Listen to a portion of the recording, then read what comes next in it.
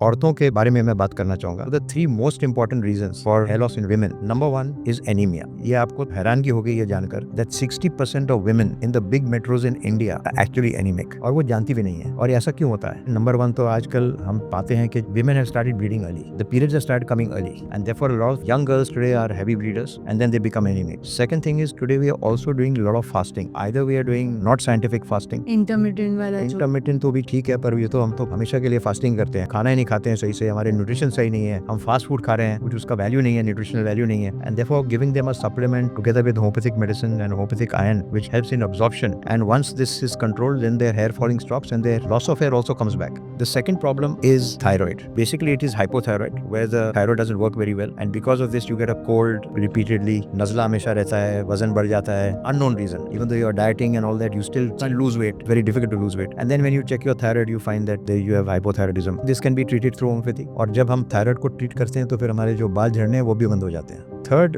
Very important thing that I want two point out, हमारे पास जो है कई लड़कियां आती हैं, यंग गर्ल्स आती हैं and they come for hair loss as a presenting symptom, और फिर हम उनको एग्जामिन करते हैं तो देखते हैं कि उनके चेहरे पे जो है थोड़ा सा एक्ने है, थोड़ी पिंपल्स हैं, थोड़े से बाल हैं चेहरे पे, खास करके चिन पे थोड़ा सा फेशियल हेयर है। अगर हम उनको पूछते हैं तो फिर वो कहते हैं हमारे पीरियड्स इरेगुलर हैं। फिर अगर हम उनको सोनोग्राफी करो तो फिर पता चलता है कि उनके पास ओवेरियन सिस्ट है। So PCOD is the third most common reason in women for hair loss. So I'm just giving you examples to show you कि there's always a medical reason for hair loss and not a cosmetic reason. इसीलिए अगर आपको उसको ठीक करना है तो you have to go to a good homeopathic doctor who has to go to the root of the problem, I mean literally root of the problem, and get it sorted out.